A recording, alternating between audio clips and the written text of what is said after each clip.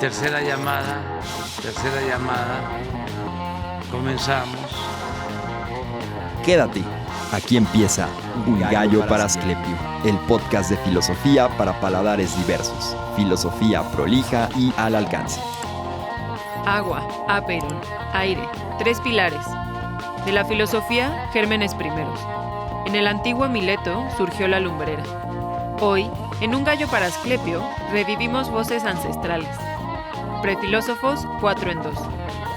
Esta ocupación de la filosofía, afirman algunos que tuvo origen entre los bárbaros, pues hubo magos entre los persas, caldeos entre los babilonios y los asirios, y gimnosofistas entre los indios, y los llamados druidas y santones entre los celtas, y los gálatas, según dice Aristóteles en su Tratado de la Magia, y Soción en el libro 23 de su tradición. Pues los egipcios, por su parte, dicen que fue Hefesto, hijo del Nilo, quien fundó la filosofía, cuyos más destacados representantes son sus sacerdotes y sus profetas. Desde este Alejandro de Macedonia median 48.863 años, en los que hubo 373 eclipses de sol y 833 de luna.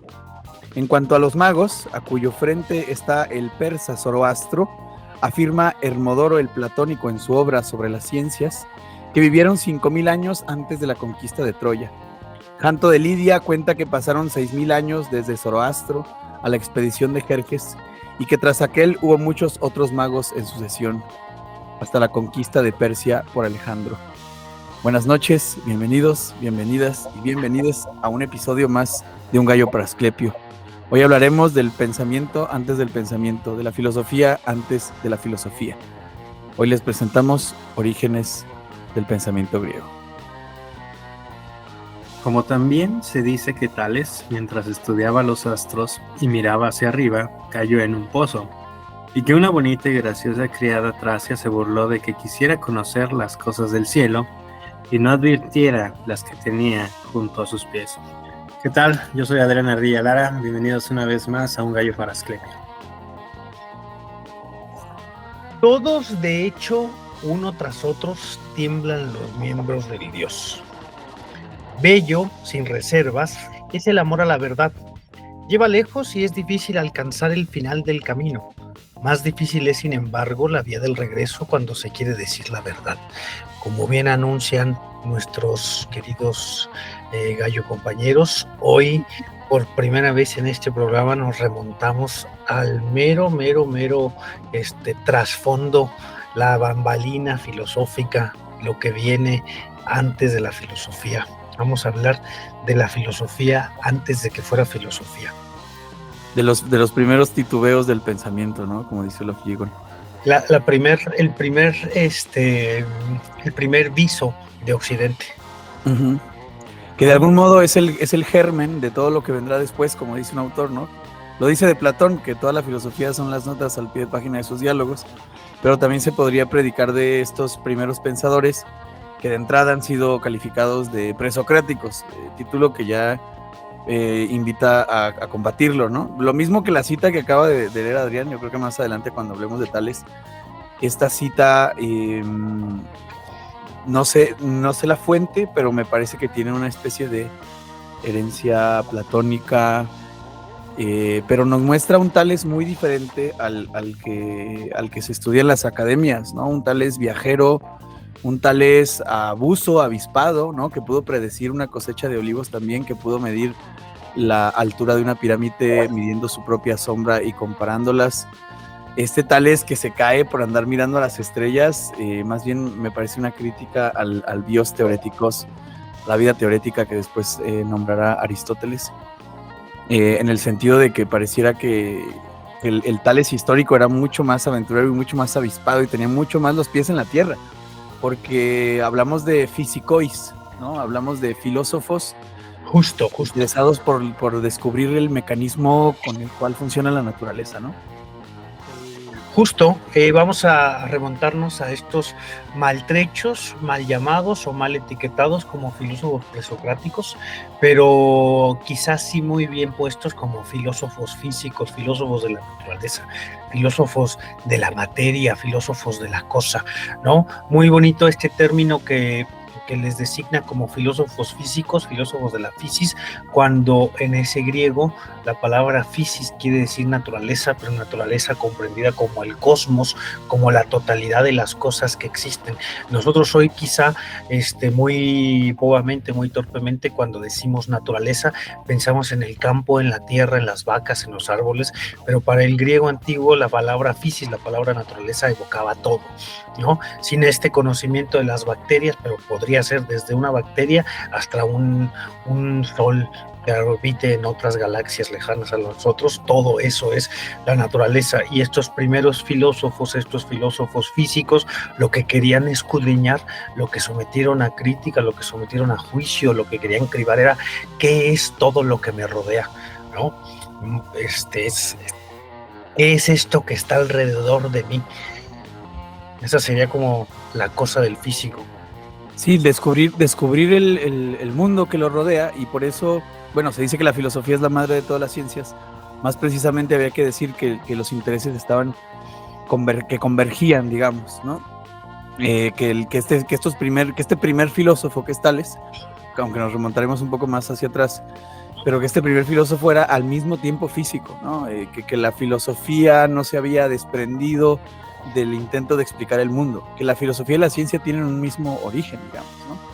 Y la teología también, como piensa Olof Gigon. O sea, se trata simplemente de lo que hace Tales de Mileto, y lo abordaremos en detenimiento, es un pensamiento por analogía. Es el primer pensador que hace una analogía para explicar un fenómeno. En el caso particular de Tales hablamos de la analogía del barco. Cuando va en alta mar y el agua está picada, por así decirlo, el agua está recia, piensa que probablemente cuando tiembla la tierra, lo que está ocurriendo es precisamente lo que le ocurre a él en la barca, que el mar debajo de la tierra se está moviendo y que por eso la tierra tiembla. Este pensamiento por analogía, dice Olof Gigon, es el inicio uno de los inicios, ¿no? Una de las formas del pensamiento originario filosófico, pero también tiene su vertiente teológica.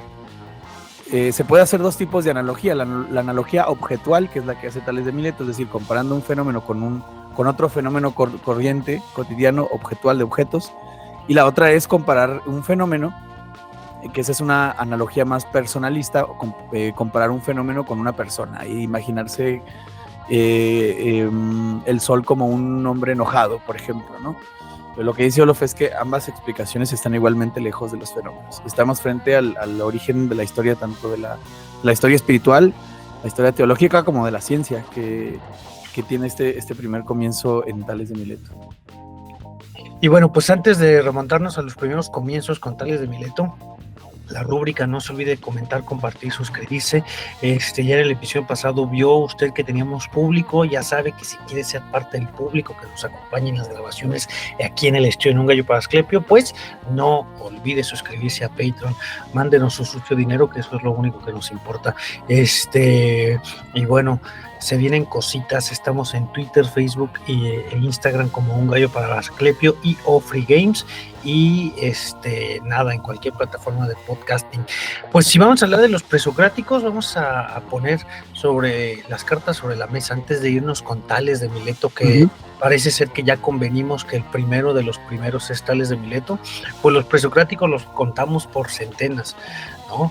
El término presocráticos, que hace una referencia vulgar, medio machetera, medio de bachiller, a todos cansina, dices tú, claro, a todos los pensadores que existieron antes del pensamiento del Sócrates.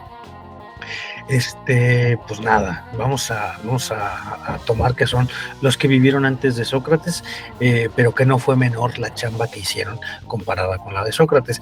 Y se cuentan alrededor de todas las islas griegas 700 personas, ¿no?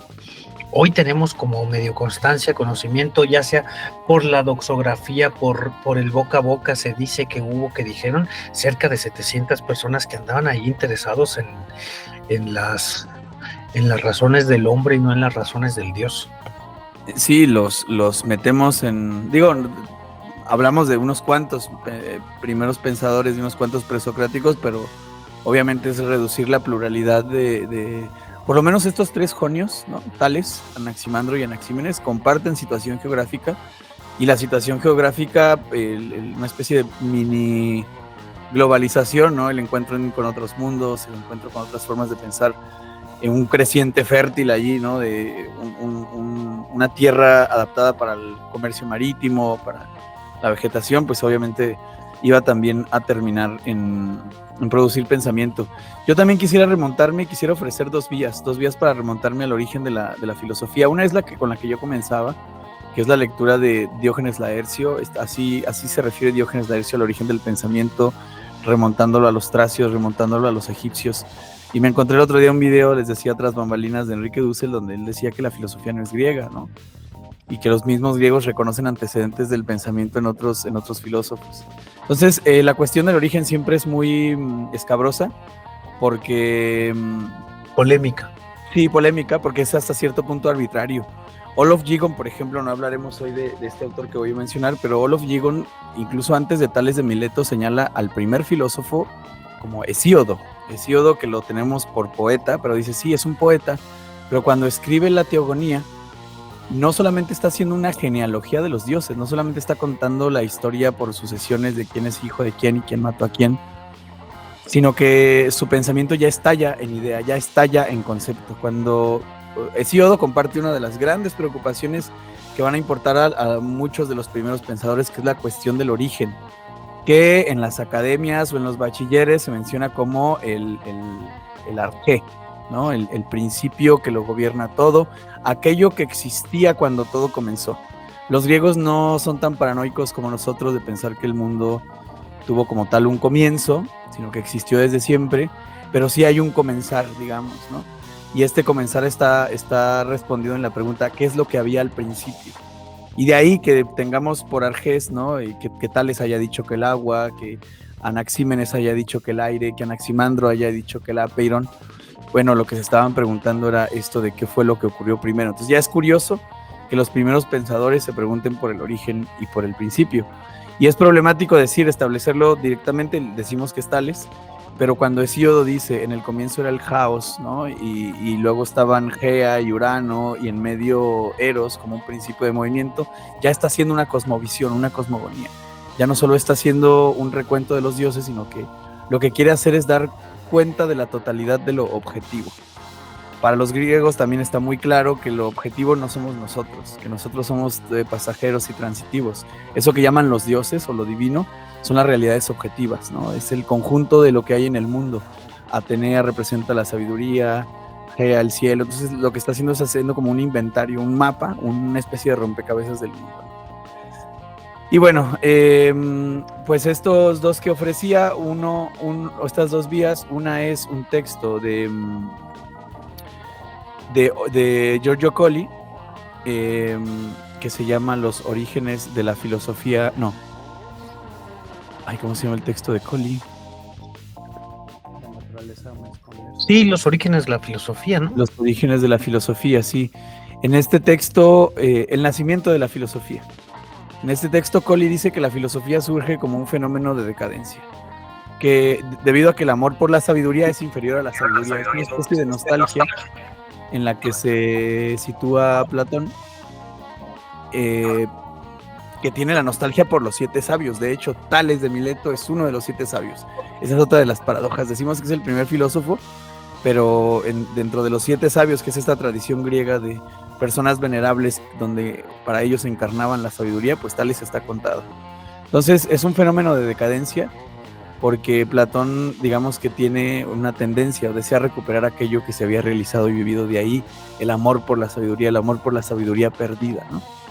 Y lo que hace Colli en este libro básicamente es vincular el origen de la sabiduría o de la filosofía en la sabiduría. Sí, es decir, si la filosofía es un fenómeno de nostalgia, de buscar regresar o recuperar lo perdido, pues el origen sería la sabiduría misma. ¿Y cuáles son los arquetipos de la sabiduría para los griegos con Giorgio Colli? Pues Apolo y Dionisios. Son los dioses que encontramos al recorrer los senderos de la sabiduría griega. De Apolo y Dionisio se ha dicho mucho. La gente dice lo apolino y lo dionisiaco, ¿no? Para no decir el bien y el mal. Nietzsche se encargó de caricaturizarlo, según la lectura de Colli, o sea, de decir que Apolo era la rectitud y Dionisio era la danza. Apolo también es la manía, Apolo también es la locura. Sí es cierto que los oráculos, por ejemplo, el oráculo de Delfos, que era un templo erigido en honor de Apolo, y aquí la etimología es muy interesante, dice Giorgio Colli. ¿Qué es lo que hacían ellos ahí? ¿Qué es lo que hacía la pitonisa? Pues mántica, adivinación. Y mántica está muy relacionada con la manía, de tal suerte que todo contacto con lo divino pasa por el filtro de aniquilar lo racional. Por eso Platón dice en el Ion, solo puede hacer poesía el que esté falto de razón, el que esté endiosado, ¿no? El que esté lleno de dioses. Entonces Giorgio Colli dice, el origen de la sabiduría está directamente relacionado con este culto mistérico a Apolo y a Dionisios, y directamente relacionado también con la adivinación. ¿Qué otra cosa puede ser más sabia que saber el futuro? Entonces, en el origen de la sabiduría está la adivinación, y para llegar a la adivinación se tiene que atravesar el filtro de la locura, ¿no?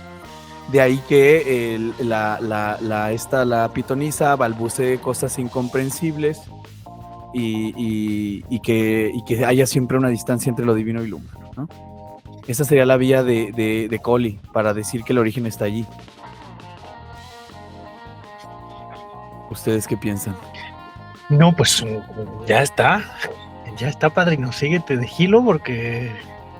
Bueno, antes de entrar entonces con Tales, porque también hay otra que sería la de Ronchi Rocco, la verdad en el espejo, los presocráticos y el alfa de la filosofía. Esta es más ortodoxa, digamos, ¿no? Dice que el primer documento en el que aparece la palabra filosofía es en un fragmento de Heráclito donde se dice: es necesario que los varones amantes de la sabiduría se informen de muchas cosas. Parece que la primera vez que se escribe esta palabra es que se conserva, por supuesto, ¿no? Pero fue Pitágoras el primero según una anécdota de Diógenes Laercio, en llamarse filósofo. Cuando le preguntaron, oye, ¿tú a qué te dedicas? Porque estás hablando de los astros y tal. ¿Tú en qué eres sabio? Pitágoras rehúsa nombrarse a sí mismo como sabio y decir, no, yo no soy sabio, yo soy filósofo, ¿no? Yo no poseo ningún saber, sino que estoy detrás del saber, estoy a la casa del saber, ¿no? Y él, digamos que articula lo que sería el germen de la filosofía en una especie de forma de mirar el mundo. Dice Ronchi Rocco, la filosofía denota una sabiduría especial, la peculiar actitud del testigo. Esta actitud sustrae la mirada de la parcialidad, ¿no?, a los sentidos de su parcialidad y su autosuficiencia, y la enraiza en una mirada más comprensiva, de tal suerte que el testigo es el que da un paso hacia atrás para ver, el que sale del mundo para ver. La filosofía como camino hacia la sabiduría sería entonces una disciplina de la mirada. El que filosofa es aquel que adquiere una especie de forma diferente, unos lentes para mirar el mundo. Ser filósofos podría significar, como dice un fragmento cuya autenticidad es dudosa, no hacer conjeturas al azar sobre las cosas supremas. Entonces, aunque sean muy diferentes, estos primeros pensadores participan de esta forma de comprender el mundo, ¿no?, de no hacer conjeturas al azar sobre las cosas supremas. Y en última instancia, esta praxis es un ethos, esta práctica es una forma de vida que define un nuevo tipo de humano, el hombre de la teoría. En griego, teoros significa espectador. Entonces, la mirada teórica es una mirada neutral, una mirada no implicada en el fenómeno, una mirada no pasional, ¿no? Y de ahí que Tales de Mileto pues haya tratado de ver al mundo desde esta perspectiva, ¿no? Se trata de dar un paso hacia atrás en el mundo urgente en el que está implicado el filósofo, el que filosofa, para ver ese espectáculo conformado como un todo. En este contemplar, evidentemente, está presente la comunidad, no son estos pensadores que se van a la caverna a pensar, sino siempre se piensa en comunidad, se filosofa en sociedad. Y para Cicerón, y ya con esto cierro, que me encanta esta cita, el teoros, este hombre de la teoría, el espectador, es el espectador de los juegos en los que se desarrollan en honor de los dioses. El espectador que comprende, como dice un apotegma pitagórico, el sentido de la fiesta, mientras que los demás solo piensan en divertirse y acumular riquezas. Si seguimos el meme, es el que está en la fiesta escondido diciendo, ellos no saben que soy filósofo, ¿no? Me, Y me por ahí creo quedaba, que podríamos empezar. Ajá. me quedaba pensando justo en esta distinción que hacías con Heráclito como el primero que introduce el término filosofía como tal, porque pues, resulta no una casualidad. En este sentido abierto del filósofo como el ser político que se relaciona con el otro, con la comunidad, que no es la persona cerrada, pues resulta que la figura de Heráclito era lo contrario a estos filósofos que salían, que medían las pirámides, que andaban caminando, que recorrían el mundo, que si bien su riqueza material proveniente de la esclavitud les permitió ponerse a pensar sobre el mundo que les rodeaba, porque entonces tenían un poco de respiro, ¿no? Un reparo de ya no necesito cazar, ya no necesito sembrar, ya no necesito cubrirme con pieles, sino que ya eso está dado para mí desde que nazco. Entonces tengo la posibilidad entonces de pensar lo que me rodea, lo que viene detrás de mí, y Heráclito se retrae, ¿no? Es la primera figura así como de ellos que decide esconderse. Y curioso porque de Heráclito, que luego lo retoma Sócrates, la figura de el filósofo como el amante de la sabiduría, siendo que ya en la misma época a estos presocráticos, y es a lo que voy, que pareciera que la distinción de llamarles presocráticos no es un asunto tan menor, sino es la distinción del término filósofo que pone Heráclito, que sigue Sócrates, cuando ya en propia vida a estas personas anteriores se les consideraba sabios. No, Tales de Mileto era considerado uno de los 7 sabios de la antigüedad. Hay 7 nombres por ahí, Pitágoras, Tales, no sé qué, de personas tratadas en vida y tratadas como con los contemporáneos, como, este no es un pendejillo X, este sí trae con qué. Sí, el nombre, claro, el nombre de presocráticos no se sostiene en muchos sentidos, pero principalmente por es probable que la culpa la tenga Platón y todos los que le atribuyeron la paternidad de la filosofía a Sócrates, y en particular Cicerón, con aquella famosa cita que dice: Sócrates fue el encargado de bajar la filosofía de los astros y meterla entre las casas de los hombres, ¿no? En hacer ética, digamos, la paternidad de la filosofía se le atribuye a esta forma de hacer filosofía, que es una forma vital conectada con la vida, pero esto es completamente falso. Que una filosofía, podemos decirlo como una filosofía interior, ¿no? Una filosofía que voltea hacia el fondo de ti, cuando justo lo que hacían estas personas era voltear afuera, decir, lo que yo tengo es lo mío y lo que desconozco es todo lo que está fuera de mí. Es que ahí es donde se empieza a caer el edificio, porque ¿cómo englobarlos a todos teniendo tan complejas ocupaciones, intereses? Por ejemplo, Heráclito es el primero en decir: yo me he indagado a mí mismo. Y cuando él identificaba el logos, el alma con el logos, ¿no? O sea, ahí si yo, es el clásico isomorfismo de conócete a ti mismo y conocerás el universo. O sea, lo que está diciendo es: yo me he investigado a mí mismo, he penetrado en la profundidad de mi logos interno, que es mi alma, y de ese modo conozco la estructura del mundo, ¿no? Para nuestras escuchas, ¿cómo podríamos poner logos? Porque a lo mejor muchos tenemos la idea de logos como esta Hei Logón, ¿no? Del Evangelio de Juan, y en el principio era la palabra. Sí, o el verbo, dicen, ¿no? Uh-huh. No, es bien complejo. La Biblia se escribe en koiné. No sé qué tanta, bueno, esta versión, ¿no? No sé qué tanta, o sea, sí, en el principio era el logos, es lo que dice en koiné, en el principio era el logos, se traduce como palabra, como verbo. Lo que pasa es que logos tiene una amplitud semántica que va más allá de palabra, que va más allá de verbo. Esas palabras intraducibles, ¿no? Es una palabra sí, por ideas o proposiciones, pero no como esto es igual a esto. Sí, que más que traducirla, habría que localizarla en su contexto semántico, o sea, de qué están hablando, porque logos a veces significa discurso, a veces significa razón, a veces significa la lógica interna de algo, palabra también significa, ¿cómo? Sentido. Sí. Diálogo también, por ejemplo, los logoi socraticoi son los diálogos socráticos, ¿no? También significa diálogo, logos. En el contexto de Heráclito, yo creo que se refiere al orden del mundo, a esta isonomía de la que hablaba, que hay un orden que comparte el alma y que comparte el universo, la conflagración. Sí. Ok. El logos.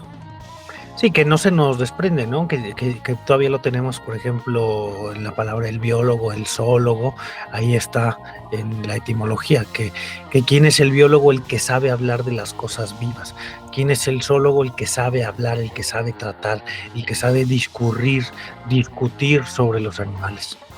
Sí, como neologismo significa estudio de. Entonces, estos filósofos, por eso la cita de Tales cayéndose la aceituna, digo, Tales ha sido consejero político de su ciudad. Estos Bueno, filósofos no. ¿Cómo? Perdóname, ahora sí ya para partir con Tales, vamos a poner a convenir que casi todos los filósofos contemporáneos de la época cercana a Sócrates, que son por supuesto mucho más, digamos, aunque sean filósofos romanos, que tengan 500 años de separación, son más cercanos a ellos que nosotros que tenemos 2500 años de separación. Ubican a este primer personaje como Tales, ¿no? Sí. Ubican como que hay un convenio generalizado en que el primerín de todos ha sido Tales de Mileto la ciudad. Sí, empecemos por los prejuicios tal vez. Otra cosa que no se sostiene, por ejemplo, eso de los presocráticos, es que Demócrito era contemporáneo de Sócrates, estuvieron vivos al mismo tiempo. Nada de preso, o sea, ni temporalmente ni temáticamente. Además, los atomistas ya habían hecho ética. Esta ética atomista es muy curiosa, la podemos encontrar en los textos de Gredos de los presocráticos. La van a utilizar después los cínicos, porque los atomistas no conciben que haya una especie de justicia en el mundo. En el mundo hay un principio que es el azar y dos realidades materiales, los átomos y el vacío. Eso viene perfecto, y de esto se puede derivar una ética. De ahí que se dijera que Demócrito era el que se reía de todas las cosas, le decían el riente, ¿no? Porque te ríes de todo. ¿Qué es lo que rige al mundo? El movimiento del átomo al vacío, el movimiento desplazándose en el vacío del átomo y azar. Y ya, se chingó. Había ética ya en los supuestos presocráticos. Pero bueno, el primero de estos sí, sería Tales de Mileto. Mileto, ¿dónde está Mileto? Mileto está en Turquía. Sí, pegadito Yo a Tebas. quería ¿Cómo? comentar al respecto y ponerlo a lo mejor sobre su consideración.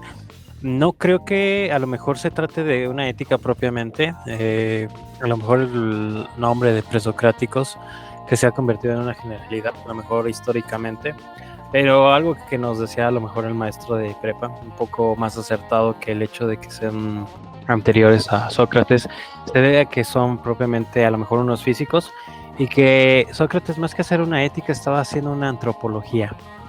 Y creo que por eso se trataba de hacer esa distinción entre los filósofos socráticos y los que son presocráticos, ¿no? Y justamente lo que comentabas en el inicio, Alan, la cita que saco de que se cae al pozo, es justamente de Platón. Y traer a colación esto que estaban justamente señalando ahorita, de que tanto todas las partes, todo donde inicia... Te dejas de oír cuando te quitas el micrófono. Justamente todas estas partes donde inicia la filosofía, que es Éfeso, que es Mileto, que es Pérgamo, que todos estos ahora pertenecen a Turquía y que ya no pertenecen a Grecia. Alguna vez platicaba con una compañera de España y traía a colación esta idea, ella un poco más con convivencia con algunas personas griegas, y decía que había como que cierto recelo al hecho de que los turcos les habían arrebatado las zonas más importantes o más representativas para la cultura griega, que era esta parte, ¿no? Era Éfeso, era incluso toda la parte del mar Egeo, y que realmente pues ya no pertenecen a Grecia, pertenecen a Turquía. Uno tiene que ir a Turquía para conocer los orígenes de Grecia. Bueno, esa es una bobería, porque entonces los eleatas que están del otro lado, Parménides de Elea es actual Italia, Elea sería hoy Nápoles. La idea sí.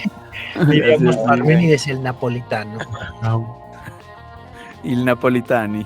Parménide. Bueno, pues ahí sí, me gusta eso de la antropología, pero también da el clavo con otra cosa, que es la otra de las caricaturas de los presocráticos, que eran físicos. Sí, sí, les interesaba la física, sobre todo a Tales. De hecho, podríamos decir que Hesíodo va un poco más adelante, porque es como más conceptual. Su idea del origen no es material. O sea, aquí hay una cuestión que interesaba mucho a Aristóteles, ¿no? Que es, hay unos presocráticos, bueno, unos primeros pensadores griegos que le dan al arqué, a la cuestión del origen, un material. En el principio era el aire, dice Anaxímenes. En el principio era el agua, dice Tales, y ahorita profundizamos en por qué lo decía, ¿no? Pero Anaximandro, por ejemplo, dice, en el principio era el apeiron, era lo indeterminado. Una locura. Y Hesíodo dice, en el principio era el caos, es decir, ya no son principios materiales, son principios formales. Lo que quiero decir es que los presocráticos no solo hacen física, también hacen metafísica.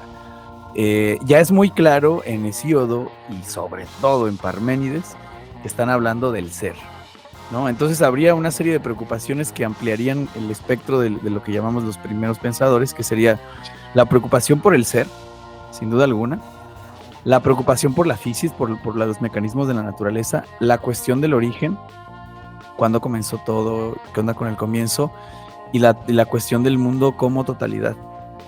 De la ética, bueno, sí, tal vez solo Demócrito, y de la antropología se la tendríamos que atribuir entonces a Sócrates, pero sus preocupaciones, digamos que también son las primeras preguntas. Esto es curioso, ¿no? Nos dan un vistazo de cuáles fueron las primeras preguntas filosóficas que se hicieron. Estaba todo bien pegadito, mira, está Mileto abajo y luego arribita está Samos, ¿no? Sí, justo es lo que estaba viendo, que Éfeso, Mileto, Samos están en Turquía, pero Advera es Siria. No, es como de estas cosas, Por ahí están también las islas de Safo, Lesbos. Lesbos. Agrigento, por ejemplo, es esta isla es Sicilia. Uh-huh. ¿No? Empédocles de Agrigento es siciliano, y los eleatas, pues claro que son de Italia. Sí, bueno, para los que se pregunten si Tales de Mileto realmente existió, tenemos relativa certeza de lo siguiente. Estuvo en Egipto y emprendió la explicación de las inundaciones del Nilo. Tiene ahí una cosa como de ayudó a encauzar un río, una locura, era un hombre de acción. Es verosímil que haya hablado de las pirámides, es verosímil que las haya medido, y es posible que haya encontrado y descrito una piedra imantada. Por eso pensamos en su obra, dice Olof Gigon, como una especie de narración de viajes. También hay que poner atención en el tipo de textos, ¿no? No sé si eran tablillas o papiros en lo que escribían, pero Viérado dice, ¿qué tipo de texto escribía el filósofo? De algunos tenemos los textos de los alumnos que escribían, de otros tenemos discursos públicos, de otros tenemos cartas. Probablemente con Tales de Mileto estemos hablando de que su texto era una especie de narración de viajes. De él no podemos decir que sea ágrafo, porque hay testimonios de sus textos, pero no se conserva nada. De hecho, de ningún presocrático se conserva nada hasta, ya para cuando está vivo Aristóteles. Ya solamente le toca ver el texto de Anaximandro. Aristóteles no tiene contacto, ya todo es de biografías y oídas, ¿no? Y también no es que hablemos de muchísimo tiempo, en realidad son como 250 años entre Aristóteles, como 200 años entre Tales de Mileto y ya, que bueno, decimos, quizá a un centennial 200 años le puede parecer un chingo, pero nosotros pensamos que como humanidad existen 40,000 años, entonces 200 años es nada. Sí, es nada, y pues pero no había editoriales, ¿no? No había editoriales encargadas de preservar los textos. A lo mejor, quién sabe qué tanta relevancia, o sea, o qué tan poco cuidado había del texto. Tal vez no, pues no sobrevivió. Sí, no, el cuidado de texto se lo podemos achacar ya a Alejandro. Sí. Y Aristóteles quizá. Bueno, él es precisamente Aristóteles el que lanza una ojeada a los antiguos filósofos, ¿no? Pero no es el primer historiador tampoco de la filosofía. Aristóteles describe el pensamiento de los otros filósofos para hablar del suyo, ¿no? Para decir que algunos han acertado, pero no del todo, entonces hay que venir a acomodar las cosas. Y de Tales ha dicho que es el fundador de la filosofía y que ha puesto el agua como origen. Y por eso ha dicho también que la tierra viene del agua. Esa es otra de las caricaturas, ¿no? De Tales. Ay, es que el origen es el agua, jiji, qué ingenuo, ¿no? De ahí la disputa entre los antiguos y los modernos.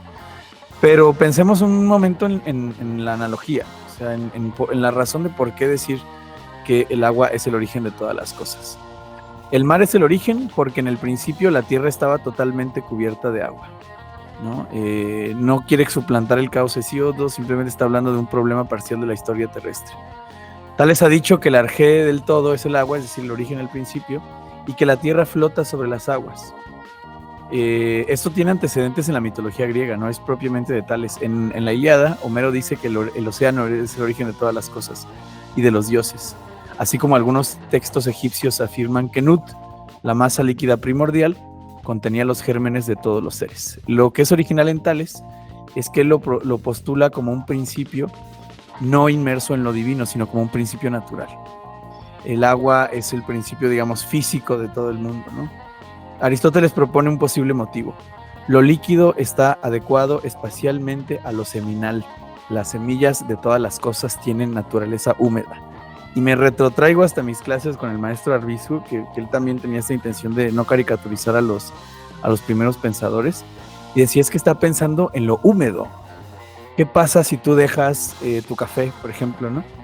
Y vives en Veracruz, vives en Jalapa y dejas tu café 2 horas? Pues ya tienes un hongazo ahí que te va a decir papá en las próximas 2 semanas, ¿no? Observa que el movimiento, digamos, el movimiento del océano, la creación de vida tiene que ver con lo húmedo. Lo húmedo es lo que posibilita tanto el movimiento como la vida. Entonces estamos pensando que está haciendo una especie de analogía diciendo, de todas estas sustancias con las que me encuentro en el mundo, ¿cuál pudo haber dado origen a todas las demás?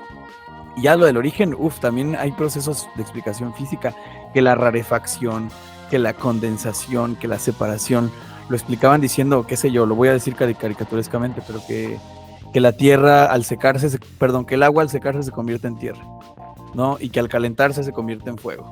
Y que hay un único principio que sería... que al moverse el movimiento, que al supermoverse se convierte en fuego. Ándale, un movimiento sumamente agitado y prolongado del agua hace que el agua se encienda.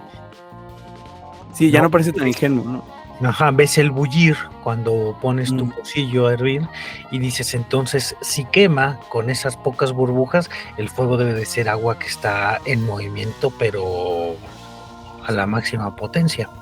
Sí. Entonces, bueno, ahora, como crossover también, pues parece ser que Tales, que fue un hombre de viajes, que fue un hombre que anduvo por Egipto, que vaya que las épocas de Tales, las pirámides de Egipto ya tenían sus 1500 años, ya eran viejas a los ojos de Tales, y que fue un hombre viajado, que fue un hombre que se movió por parte del Mediterráneo, pues está esta idea ya del judaísmo del hombre, ¿no? La palabra hombre como el de tierra, el de humus, el de limo, no el de cualquier tipo de tierra, sino el hombre, el que está hecho por Dios a partir del fango, del agua fangosa, del limo, del humus de la tierra. Ya es una idea no solamente propia de los griegos, sino esa cosa ahí de la humedad. Por eso me parece como no una cosa menor, sino que todo es producto de su tiempo. Que Tales diga que es el agua y que viene de la humedad, pues no es algo nada más que ocurre ahí. Con esta idea del judío de que el hombre es aquel hecho de humus por Dios, pues ya está. Ya Adán es el hombre porque lo hace de tierra, de barro, pero no de cualquier barro, del barro limoso, del barro de la humedad, del barro que se encuentra alrededor de los ríos y de los... donde vemos a los... ¿cómo se llaman las ranas bebés? Se me olvidó el nombre, los renacuajos. Claro. De ahí es donde se encuentran el hombre. Y lo seminal, ¿no? El conducto de lo seminal, como dice Aristóteles, es lo acuoso. O sea, el semen se distribuye por medio del agua y es el principio de vida. Y si hay un isomorfismo, pues debe haber un agua seminal, así como nuestra agua seminal da vida, pues debe haber otra agua seminal cósmica, ¿no? Que haya dado origen a todo esto, ¿no? Y si para nosotros es una locura el agua, o sea, el hecho de que el agua, qué sé yo, rompe las leyes de la gravedad. No sé si han visto esto, pero las gotas, a veces las gotas sobre un vidrio, digamos, que donde acaba de llover, a veces las gotas suben, ¿no? No, y también si les dices groserías, su estructura molecular cambia, y si les dices palabras positivas, también su estructura molecular. Y no te olvides de poner música clásica a los bebés para que... No, lo de la gravedad es en serio, Arturo. Es completamente... No, se llama capilaridad. Bueno, pero es una locura para nosotros el agua, ¿no? Sí, claro, el principio de capilaridad. Pues imagínate para él, obviamente al buscar entre principios, el más adecuado era y además fíjate, estos primeros pensadores cuando buscan principios buscan principios que sean al mismo tiempo determinados y tengan algo de indeterminación. Por ejemplo, Anaxímenes, digamos que ¿por qué no podría ser principio la tierra? Que es algo más determinado, más contable, pero sí el aire, que es algo más en movimiento, ¿no? Y en el caso de Tales es lo mismo, el agua es algo más inaprensible. Más inaprensible, y las transformaciones del agua, o sea, el agua se convierte en hielo, si se puede transformar en otros estadios de su propio elemento, pues se puede transformar en otros elementos sin ningún problema. Pues un viejón Tales de Mileto, porque además, y aquí sí quisiera ir con los highlights, bueno, lo de las inundaciones del Nilo, explicó los movimientos sísmicos, ¿no? Ya mencioné esto, de que explicó los movimientos sísmicos como el cabeceo de un barco. Este es el primer ejemplo de explicación de un fenómeno por analogía. Tenemos aquí la primera explicación por analogía en la historia de Occidente. ¿Cómo explicar un terremoto? Pues igual que cuando los barcos se tambalean, cuando el mar está picado, pues igual la tierra, como la tierra está flotando sobre el agua, pues por esa misma razón es que se tiembla, ¿no? También predijo un eclipse de sol en el 28 de mayo del 585 a.C. Predice un ejemplo de sol habiendo determinado como fecha precisamente el año en el que sucedió. Obviamente Tales no estaba en situación de hacer cálculos astronómicos, pero tuvo que haberse servido de las listas de eclipses históricos para constatar la relativa regularidad en que se sucedían. Era abusado, era un zorro, ¿no? Había una doxografía, ¿no? Sobre que Tales hizo el primer telescopio, que Tales se cavó una zanja que apuntaba todo el tiempo hacia el mismo cuadrante del cielo y pudo calcular el movimiento planetario, las estaciones con mayor fidelidad, porque se metía dentro de un hoyo que le permitía, un hoyo profundo, pues digamos medianamente profundo, que podemos imaginar, unos 5 o 6 metros, donde solamente ve un mismo cacho hacia el cielo y siempre iba a estar viendo lo mismo. Entonces pudo distinguir el cambio de las estaciones y de las estrellas, no mediante observaciones. Igual el primer telescopio se le achaca a Tales de Mileto. Y no me parece casualidad que esta doxografía, aunque sea falsa, digamos, da cuenta del carácter de Tales, de su amor, de su obsesión por la razón, digamos. Todos los presocráticos, todos los primeros pensadores comparten esto, comparten la confianza en el logos, la confianza en el discurso, la confianza en la razón para desentrañar los mecanismos de la naturaleza. En el caso del eclipse, por ejemplo, pues no lo estaba viendo como la ira de los dioses, como lo harían sus predecesores. Para Tales, el eclipse estaba sucediendo según el curso natural de las cosas. Y imagínate su sorpresa al revisar estos papiros, ¿no? Estos registros astronómicos de los egipcios, y encontrar el patrón. O sea, imagínate ese primer eureka de decir, cada 500 años, y empezar a decir, y decir, sí, cada tantos años, por lo tanto el próximo va a ocurrir, qué sé yo, mañana, ¿no? Y en ese sentido estaba ya dándole una especie de articulación racional a la naturaleza. Los científicos son completamente herederos de esta actitud, ¿no? Es precisamente lo que lo define como filósofo, dice Olof Gigon. No, y Aristóteles, ¿no? El mismo Aristóteles que dice de haber alguna sustancia de la que proceden las demás cosas, Tales, fundador de tal forma de filosofía, llamémosla filosofía secas, dice que es el agua. Aristóteles mismo, que el primer libro de la metafísica lo que hace es un recuento histórico de lo que habían dicho todos los pensadores antes de él, la materia y la forma, para decir, ya hablaron de la materia, ya vieron de la forma, les faltó esto, chavos, aquí les va la metafísica, la causa eficiente y la causa formal. Justo creo que estas grandes cosas de las que Aristóteles no afirma que Tales es el primer filósofo porque haya dicho el arjé es el agua, sino que Aristóteles le llama primer filósofo porque se pone a pensar cuál es la sustancia, no por haber dicho el agua es la sustancia, sino por haber pensado cuál es la sustancia de la cual surgen todas las cosas. Sí, y que va muy a tono con la idea que Aristóteles tenía de la filosofía. Olof que parte del asombro, ¿no? Olof lo dice así, Tales no pertenece al campo de los physicoi, de los físicos, de los primeros pensadores, por haber perseguido con especial vigor, el vigor especulativo sobre todo, el problema del principio y del todo. En Hesíodo y en Anaximandro le han superado con mucho, o sea, son más abstractos, son principios más conceptuales. Lo que le hace ser filósofo es su voluntad, manifestada en cada detalle, de hallar una causa razonable que quitase a lo asombroso su misterio y lo hiciera familiar al hombre. Esta concepción de la filosofía se mantiene de Tales hasta Nietzsche, me parece a mí, que Nietzsche ya leemos una crítica de por qué quieres hacerlo todo familiar. ¿Qué significa filosofar desde esta perspectiva?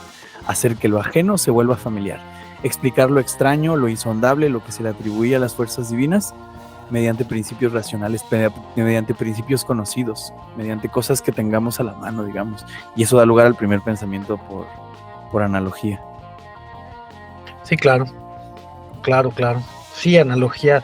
Viene del agua porque las cosas necesitan humedad.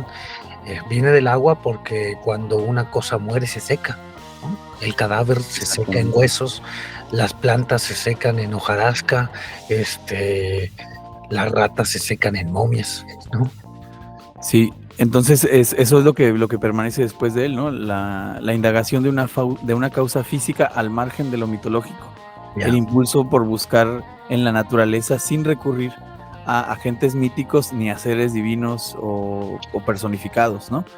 Pero hay dos ejemplos más que con esto quizá podríamos cerrar el cuadro de Tales. Uno es el del imán. Tales ha puesto en claro la naturaleza propia del imán. ¿Por qué el imán atrae otros imanes? Dice, es que tiene un alma que se encarga de poner el hierro en movimiento. Esta piedra que tengo delante es como una piedra viva, dice Tales, que trata de arrebatar hacia sí algunas cosas como botín. Entonces, si tú tienes el imán y lo pones ahí frente al oro, bueno, el oro no, pero frente a ciertos metales, Tales decía, claro, es como un ladrón lo que está haciendo. Aquí está otra vez la explicación por analogía. El ladrón quiere hacerse de cosas, el imán también tiene un alma que busca robar las cosas para sí, ¿no? De esto saca una consecuencia importante Aristóteles, y es que dice que Tales ha pensado que la naturaleza del alma es el movimiento. Por eso le ha atribuido alma a esta piedra imantada al imán, ¿no? Pero bueno, esto es una deducción a posteriori de Aristóteles, ¿no? Pero lo que sí es que a pesar de que se pone al margen de lo mitológico y de explicar la naturaleza por sus causas más racionales, no se aleja, sin embargo, de lo divino, ¿no? O sea, esta idea del alma, de que todo, lo voy a decir con la frase que es la que más me interesa de Tales y a la que se le atribuye Diógenes Laercio: todo está lleno de dioses. Esta frase también se le atribuye a Heráclito, y hay una anécdota muy bonita por ahí que seguramente ya hemos platicado por acá. Pero es probable que Tales haya sido el primer filósofo en decir esto: todo está lleno de dioses. Sí está buscando explicaciones mitológicas, al margen de lo mitológico, pero no renuncia a lo divino, ¿no? Solo renuncia a las explicaciones del mito, ¿no? De tal suerte que lo divino es también un principio de la naturaleza. Esto es lo más maravilloso en Tales de Mileto. Es decir, sin renunciar a lo divino, lo está metiendo como parte de el funcionamiento y el mecanismo de las cosas, como en el ejemplo del imán. Hay un alma en el imán. El alma es un principio físico también. En el mismo tenor lo pensaban los atomistas y los herederos de los atomistas, como los epicúreos, ¿no? El alma es una entidad física, sólida, más sutil que el cuerpo, sí, pero física, ¿no? Tocable, por así decirlo. Entonces, ¿qué quiere decir esta frase? Todo está lleno de dioses. Este algo divino se halla inmerso y diseminado en todas las cosas y coincide con un impulso o alma activa, la psique, ¿no? Es el principio de ciertos movimientos. Entonces hay una especie de alma que lo atraviesa todo, cuestión que le concierne a todos los primeros pensadores. Este principio lo atraviesa todo, ¿no? Este todo está atravesado por ese principio que es la divinidad. Afirman algunos que el alma está intercalada en el todo. Probablemente por este motivo pensó Tales que todo está lleno de dioses. Aristóteles sobre el alma. Y esta otra cita: parece que Tales, según cuentan, concibió el alma como algo capaz de mover, si realmente dijo que la piedra imán tiene alma porque mueve al hierro. O sea, hay un principio que compartimos nosotros, los imanes y el mundo, un principio de movimiento. Así como había dicho Hesíodo que era el Eros, pues para Tales el principio de movimiento es el alma, es lo divino, ¿no? Y sin embargo lo que no está diciendo es que todo es Dios. O sea, no es un panteísmo, no está diciendo todo es Dios, sino todas las cosas están llenas de dioses, ¿no? Aquí está utilizando, igual que utilizaban los griegos para hablar del alma, la psique, como el soplo, el hálito, está utilizando a modo de símil. Esto lo dice Carlos García Gual y me encanta, dice: los griegos pensaron en el alma como principio de movimiento. Tal vez esa psique es un término utilizado a modo de símil, y más que un algo espiritual, quiere significar lo que un moderno llamaría energía.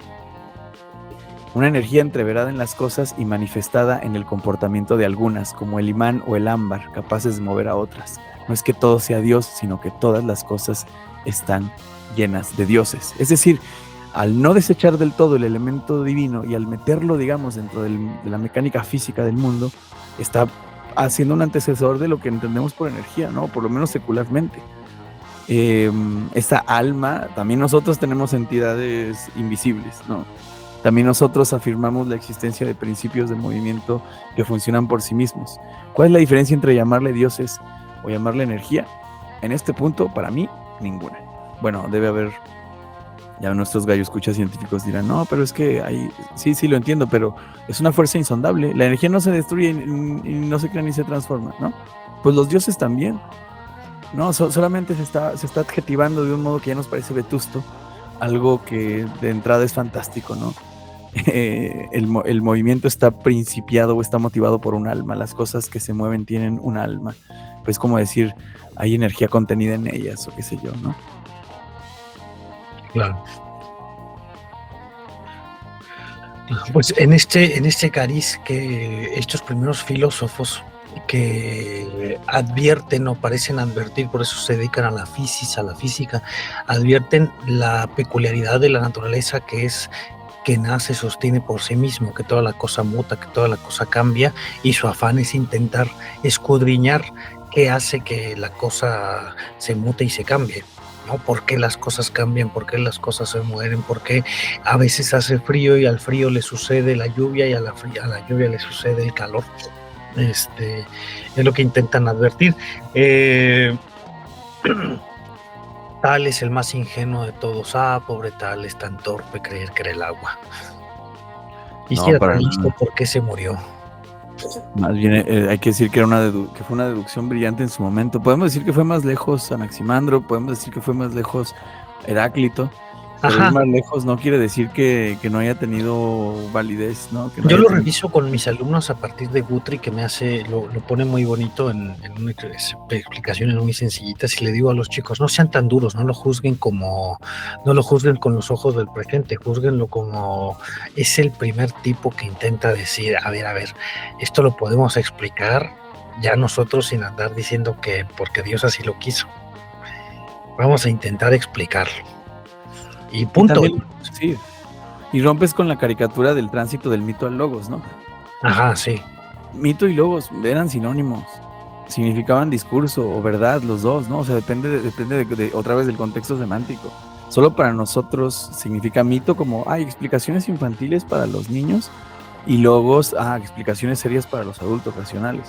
Como si fueran unos niños, como si Hesíodo fuera un niño. Tiene unos registros ahí, una filosofía importantísima. Y para Platón, que es el mejor ejemplo, el mitos es didáctico. Hay cosas que no se pueden, dice Protágoras en el Protágoras, dice, es que hay cosas que no te las puedo explicar si no recurro a un mito. Es un instrumento de visibilizar una especie de metáfora, ¿no? No, o sea, y que ponemos al gran racional Sócrates y lo caricaturizamos siempre a partir de esos mitos. ¿Qué es la alegoría de la caverna sino un mito? Claro, son mitos, pero son mitos que dices, es que el mito es más potente que el discurso. No, si yo te digo, mira, en lo que cuenta es dejar de pensar como piensan los demás. Por eso es tan potente a veces y más potente la literatura que la filosofía, ¿no? Porque te muestra, no te explica, no te dice, pero el mito dices, no manches, ¿y qué pasó después? Mataron al que salió de la caverna, no puede ser.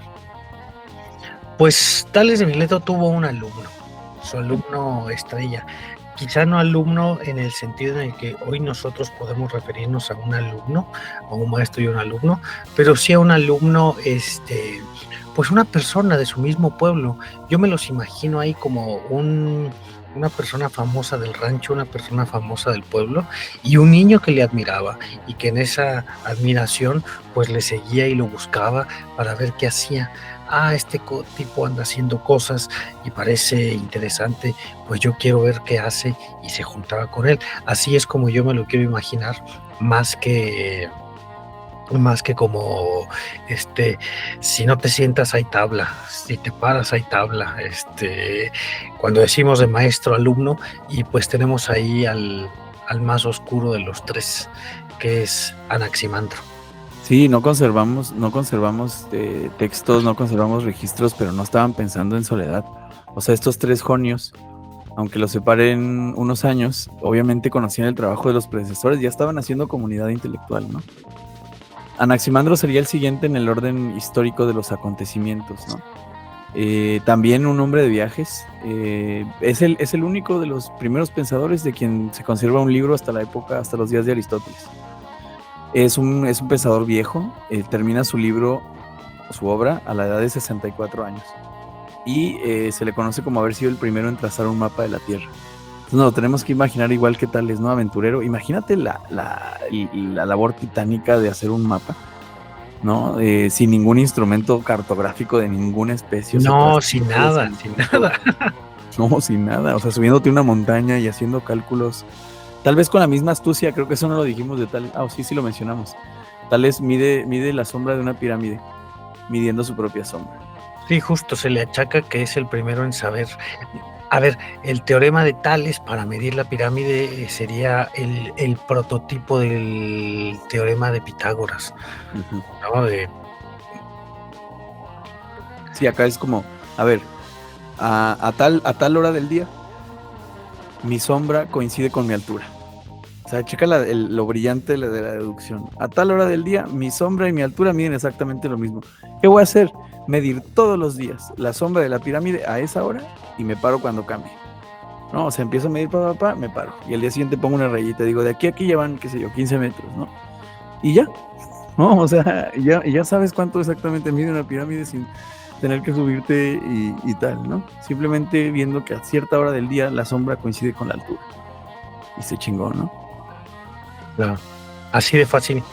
Y también está la otra de que calculó la circunferencia de la Tierra, y con asombro para los científicos modernos, porque no se equivocó por mucho. Erró por poco. Pensamos que un tipo loco que no tenía Facebook, ni Twitter, ni WhatsApp, ni nada, logró medir por casi con total atino la circunferencia de esta rueda gigante que nosotros ni siquiera tenemos la capacidad de imaginar cuánto mide. No podemos abstraernos a entenderla. Si cuando te dicen 1 millón de personas no podemos entender cuánto carajo sí, es claro. En la ciudad, menos cuánto mide la circunferencia de esta bola. Habría que pensar como el diálogo meme de Yo Robot, ¿no? Cuando le dice, ustedes no pueden hacer una obra como la de Shakespeare, ¿no? Y el robot le dice, ¿y tú sí puedes? Y para cualquier caricaturización que queramos hacer de los presocráticos, no solamente situarlos y disculparlos con el contexto, sino reconocer la potencia de su pensamiento. Y creo que un gran ejemplo de eso es Anaximandro, ¿no? Claro. Probablemente Anaximandro sea el primero en utilizar el concepto de arjé. Y presumiblemente... decir, perdón, así como en logos podemos discutir, arjé, ¿cómo lo traducimos? Me gusta la palabra principio porque tiene un doble significado. Lo que existía al principio, es decir, la realidad primigenia, la realidad que estaba cuando tuvo lugar la Tierra y los astros, y toda cosmogonía de origen presupone un arjé, ¿no? Un principio. Para los cristianos sería Dios, ¿no? Dios existió desde siempre, ¿no? Y un día decidió crear los cielos y la tierra, es decir, Dios es lo que estaba antes del principio, antes del comienzo de todas las cosas. La energía, toda la energía detonada durante el Big Bang es la misma energía que sigue rondando por el universo. Sí, sería un arjé. ¿Y qué detonó el Big Bang? Sería la pregunta obligada, ¿no? Para no caer en esta regresión al infinito de las causas. Y entonces, ¿qué creó a Dios y tal? Por eso ellos habían pensado en un principio indiferenciado. tanto Hesíodo como Tales. Hesíodo dijo que el caos es lo que existía al principio, Tales dice que es lo ilimitado, que será conocido como Apeiron. Pero decía que tiene una doble significación, porque por un lado es histórica, es decir, retrotrayéndonos al principio de los tiempos, hablamos del arjé, pero también hablamos de principio como el principio del movimiento, ¿no? Un principio como un axioma, no solamente como histórico, sino como aquello que hace que todo ocurra y funciona, aquello de lo que todo brota, ¿no? El primer de los principios. Por eso Aristóteles llamó Andrónico de Rodas llamó metafísica al libro intitulado de Aristóteles, que supuestamente debía llevar por nombre La ciencia de los primeros principios. Aristóteles agarra a todos estos presocráticos y dice: yo voy a hacer una solución todavía más elegante, que es la del primer motor inmóvil, y seguramente algún día le dedicaremos una sesión a la metafísica, ¿no? No quiero prometer cosas, pero... Ya tenemos Metafísica 4 en 1. Sí, pero el libro, hay quienes dicen que la metafísica de Aristóteles es el libro más importante de la historia de la filosofía, ¿no? Bueno, Arvizu dirá eso. Entonces, Anaximandro propone el apeiron, que traducimos por lo ilimitado. No se puede imaginar, porque no es una sustancia, no tendría una especie de forma como el agua, ¿no? Sería un principio más bien indeterminado, bastante abstracto, ¿no? Y es el primero en una larga serie de conceptos que son expresión de la abstracción, de la liberación de cualquiera de las cosas visibles del cosmos. Aquí va la otra argucia intelectual y lógica que se avienta Anaximandro, y es la siguiente: no podemos poner como principio de todos los elementos uno de los elementos. No podemos usar una parte del mundo para explicar todo el mundo. O sea, está cachando las falacias ahí mucho antes de cualquier lógica formal. No puede ser el agua porque el agua está en el mundo, tiene que ser algo previo al agua, ¿no? Justo, esa es una cosa como muy bonita y muy interesante que comparten los presocráticos. Pareciera que son personas abocadas a la lógica, a esta lógica primaria que nosotros pensamos como de prepa. Pues no puedes decir esto porque dijiste aquello otro. Eso es la manera en la que se rebatía, o que parece que los filósofos están intentando construir el primer pensamiento, es evitando la contradicción lógica. Sí. Justo lo que pareciera que están haciendo todos, no solamente Anaximandro, sino varios más, no digo que todos, mejor algunos muchos, es evitar la contradicción lógica. ¿Cómo vas a decir que es el agua si lo que quieres explicar es lo que hay, y lo que hay es agua? Claro, no puedes explicar el todo por la parte. Ajá. Y esa el diccionario es correr, acción y efecto de correr, no puedes explicar. Claro, sí, es una explicación circular. Pero lo dijiste muy bien, están tratando de evitar errores lógicos. Esto demuestra que hay una profunda confianza en el logos, ¿no? En el discurso, en la palabra, para desentrañar el origen. O sea, que a través del diálogo se puede, digamos, explicar algo que es incognoscible, ir más allá de los fenómenos, pues, ¿no? O sea, esto es lo que hace el filósofo, ir más allá del fenómeno particular y buscar una causa primera. ¿De dónde viene esta reflexión del apeiron, de lo ilimitado? Bueno, en principio se trata de poner como origen, como principio, a lo más vacío, simple e informe. También por eso se puso el agua, por eso Tales había puesto el agua. El agua es lo más informe, lo más movible, lo más transformable, pero hay algo todavía más abstracto que el agua como principio, ¿no? El proceso del devenir cósmico es desdoblamiento. Sí, y que no se entienda, creo que es importante decir que no hay que entender a apeiron, porque luego decimos, habla del arjé, el arjé como el principio. Imagínate que hoy nosotros decimos que tenemos la tabla periódica de los elementos, y todos los elementos es todo lo que se constituye en el universo, ¿no? Estos elementos que tienes ahí con los actínidos y los lactánidos es todo lo que hay en el universo. Todo lo que existe, un agujero negro, un cometa, un meteorito, una estrella, un planeta, un ser vivo, está hecho con una o una mezcla de estas partes. Estos tipos lo que están intentando escudriñar es la primer tabla periódica de los elementos. Tales dice, el agua es el elemento que hace que todo el universo funcione, se rija y se mueva. Llega este tipo, Anaximandro, y dice, es el apeiron. Y entonces, como en una secuencia lógica, entiendes el apeiron como un elemento cuando justo no.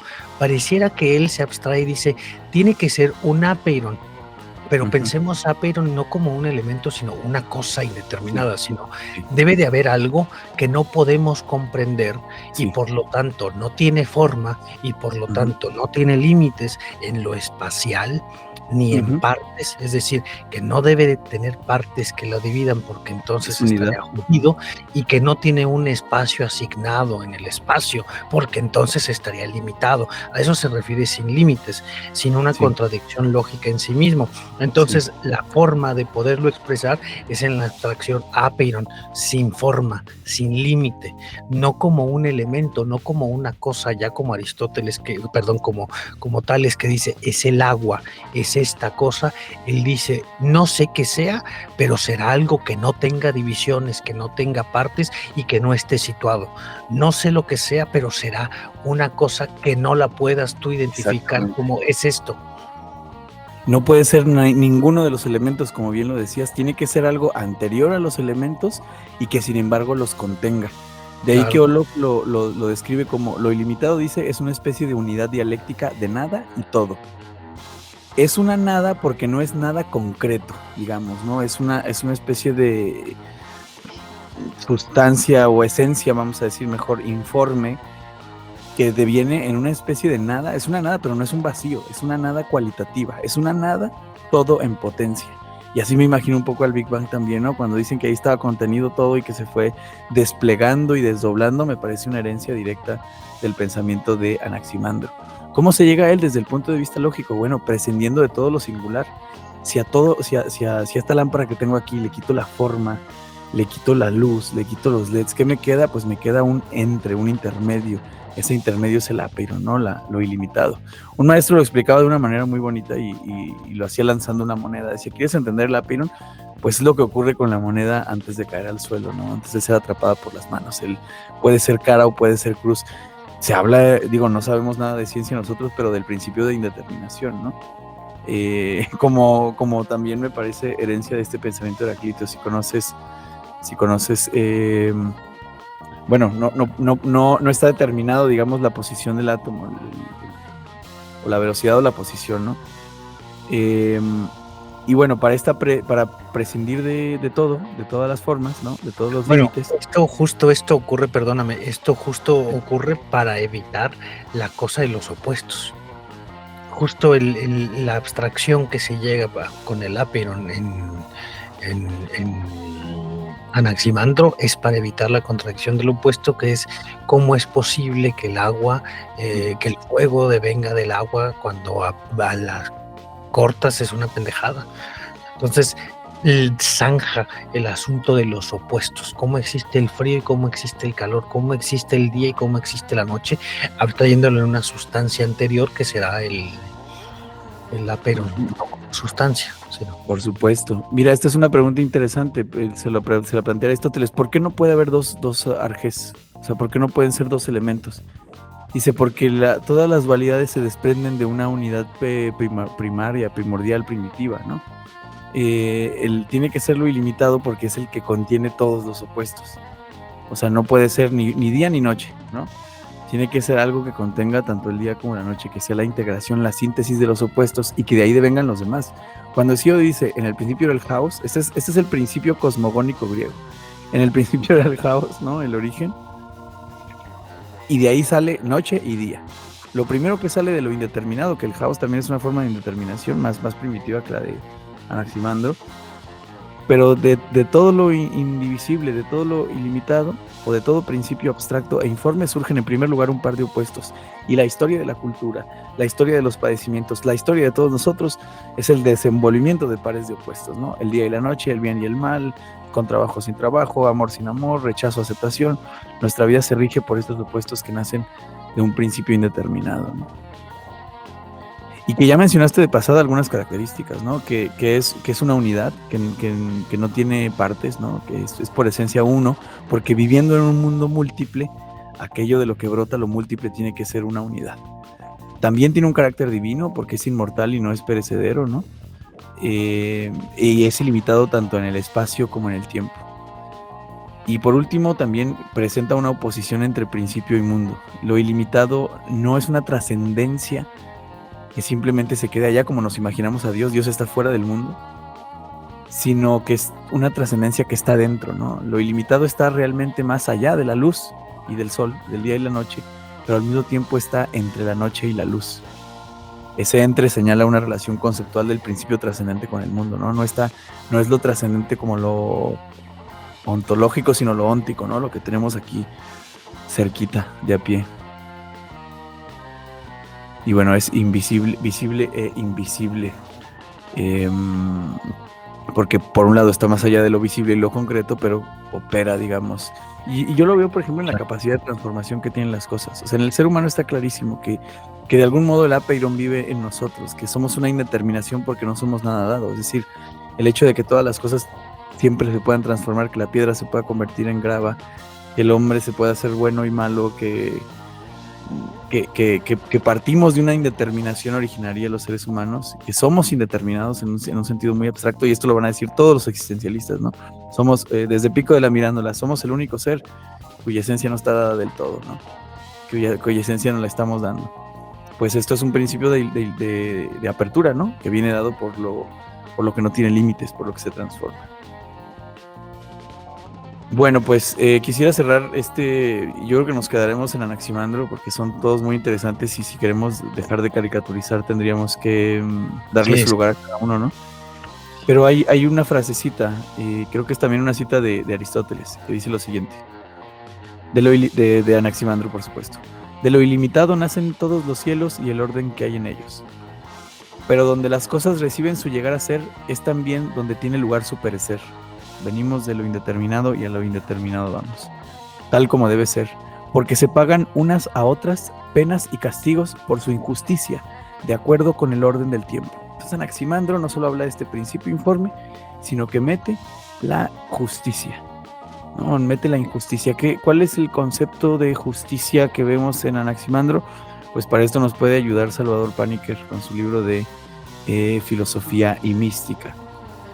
Dice, lo que existe es una injusticia porque hay una cierta usurpación por quitarle el puesto a lo demás, un desequilibrio, un predominio unilateral sobre lo otro. ¿Qué quiere decir esto? Que nacer es una especie de injusticia. ¿Cómo pasamos de lo indeterminado a las cosas concretas? Pues por un proceso de separación. Así de sencillo, ¿no? A diferencia de la condensación cualitativa, rarefacción, que está, por ejemplo, en Anaximandro, diciendo que, en Anaxímenes, que dice que el principio es el aire se transforma cualitativamente en otras cosas. Si se endurece, se convierte en agua. Así, ya mencionamos varios ejemplos. En Anaximandro, no hay un cambio cualitativo, simplemente el Apeiron tiene contenidas todas las posibilidades y de ahí se desprende una concreta y se hace realidad. ¿Por qué esto es una injusticia?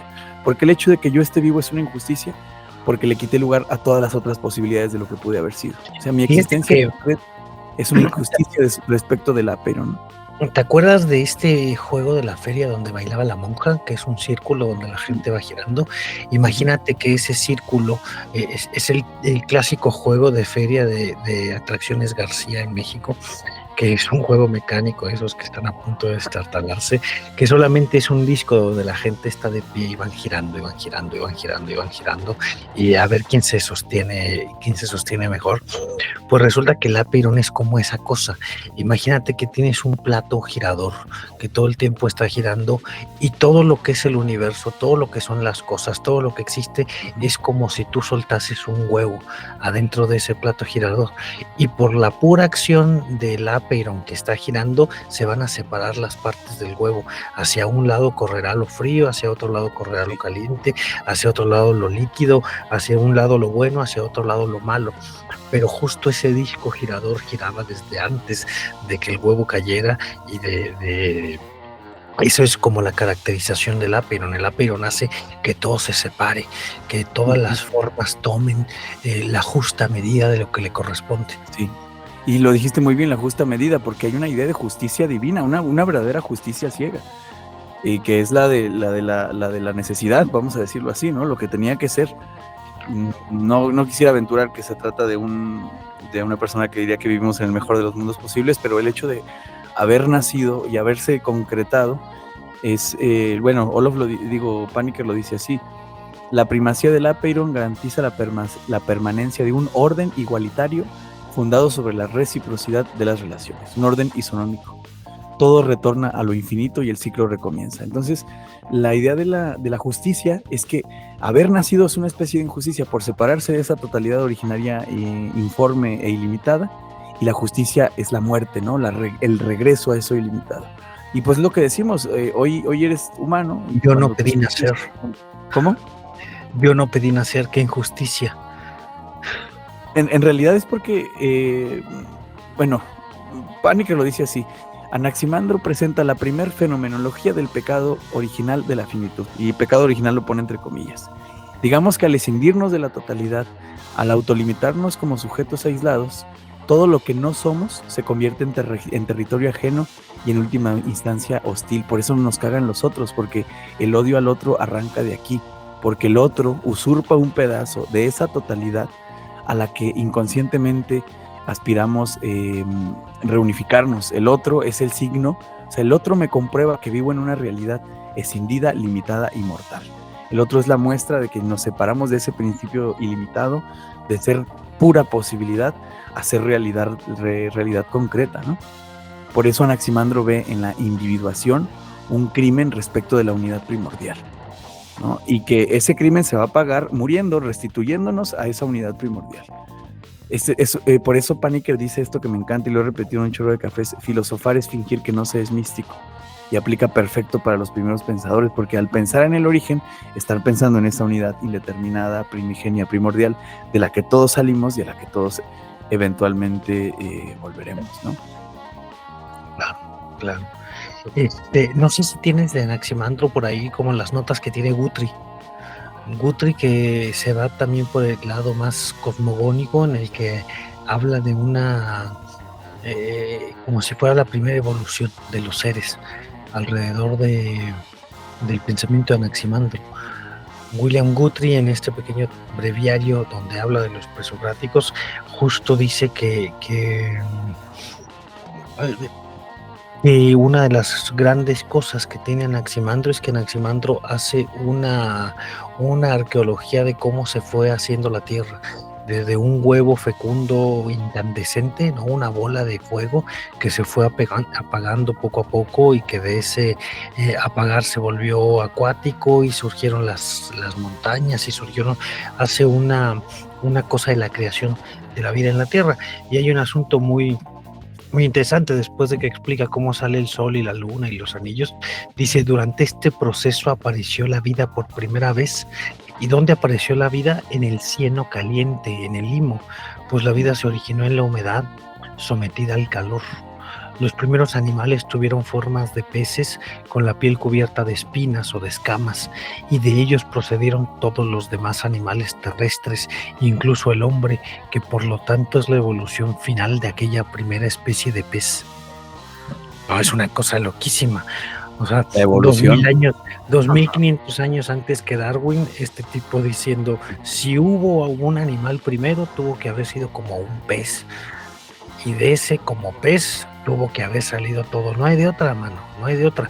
Y lo decía porque justo aparece en la doxografía que Anaximandro hablaba de la evolución y de las formas y cómo de los ríos se fueron secando, porque en sus viajes observaba cómo en lugares donde no había mar y no estaban cerca de mar, había enterradas conchitas y animales marinos y fósiles, ¿no? Que veía, seguramente no tenía la palabra fósil, pero veía estas cosas que ahora nosotros vemos como fósiles para hablar de la vida y de la evolución.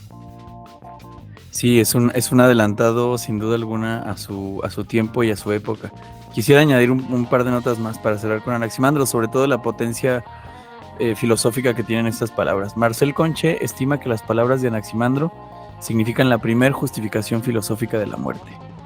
Localiza la culpabilidad de un ente finito como seríamos nosotros, los seres humanos. En esta culpabilidad encuentra una especie de desacuerdo ontológico consigo mismo. Nos sentimos culpables por no ser lo que somos o por ser lo que no somos, porque nuestra última identidad es la infinitud, pero somos finitos. Por eso hay una constante aspiración hacia la unidad primigenia. Desde el principio los griegos han sido muy conscientes de la osadía de que existir debe expiarse y que la expiación de la existencia, por eso lo mejor es nunca haber nacido y sino atravesar cuanto antes las puertas del Hades. Esta expiación consiste en volver al origen, al caos o a la nada. Leonardo da Vinci escribió: deseo retornar al caos primigenio, es como la atracción del mosquito hacia la luz. Y desde el punto de vista psiquiátrico, R.D. Laing se ha referido al deseo de muerte o al deseo de no existencia del esquizofrénico como un sentimiento de culpabilidad primaria por no tener ningún derecho a la vida. Esta esquizofrenia podría tener su origen o se puede explicar mediante el apeirón de Anaximandro. Y por último, estas son palabras de Salvador Paniker. Anaximandro atisba el misterio esencial, por eso es un místico también, no solo un primer pensador de la física, no solo el primer filósofo, sino un místico. Atisba el misterio esencial, la dialéctica entre infinitud y finitud, que se explica por todo lo que hemos dicho ya. La suprema identidad, lo que somos en última instancia, lo que somos en el fondo de las cosas, es la infinitud, la no limitación, la no dualidad.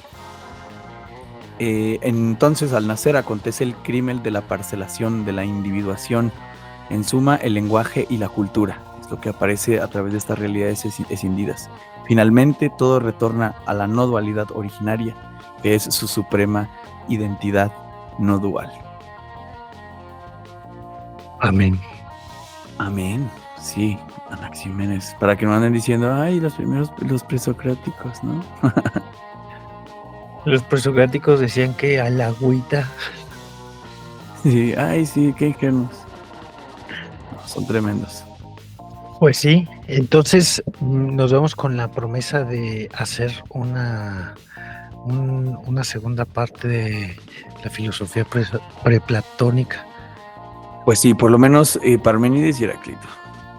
Por ahí me retuiteé un tuit de una morra que decía: chicas, la historia de la filosofía son Parménides y Heráclito peleándose. Otra de las caricaturas, ¿no? Que probablemente solo hay dos. Se conocieron o no estaban en tan desacuerdo como parece. No, pero pues por supuesto que no, porque nacieron como en los mismos años, vivieron como en las mismas épocas y cada uno del lado a lado del pueblo, como si uno viviera en Mérida y el otro viviera en Monterrey.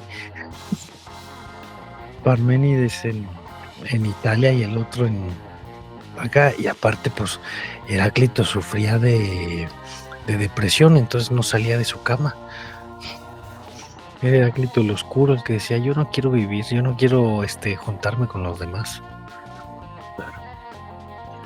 La caricatura, pues sí, hace 27 siglos la filosofía empezó con rumbos, nació con rumbos muy, muy prolijos. Y pues parece ser que muchas de las disciplinas humanas no se han atrevido a tantas cosas como esto que se atrevió hace 27 siglos. Tenemos a un montón: Tales, Anaximandro, Anaxímenes, Pitágoras, Heráclito, Parménides, Empédocles, Anaxágoras y los sofistas, que luego los desdeñamos porque cobraban. Pero sí, tenemos todavía un montón de tela de dónde cortar. Doctor Lara, ¿algo ¿cómo que le aportar? quedó el ojo? Cuadrado, chavos. A ver si me agarraron en curva. Pues era eso, o hablar algo del Marqués de Sade. Ahí se va complementando. A huevo. Pues vámonos, chicos, con la promesa de que seguimos otro episodio más acerca de Heráclito y Parménides para cortarle telita a estos presocráticos, preplatónicos o como prefilósofos, Prepúberes. prepúberes, prepucios de la filosofía. Pues no olvides, Critón, que le Balbuceos. debemos un gallo a Asclepio. Aquí termina un gallo para Asclepio. Síguenos en tu plataforma favorita de podcasting y suscríbete a nuestro canal de YouTube. No olvides comentar, compartir y activar la campanita. Nos escuchamos en el próximo episodio. Viejo guango, ya les dije, sí, viejo sí, guango no, vámonos a desayunar.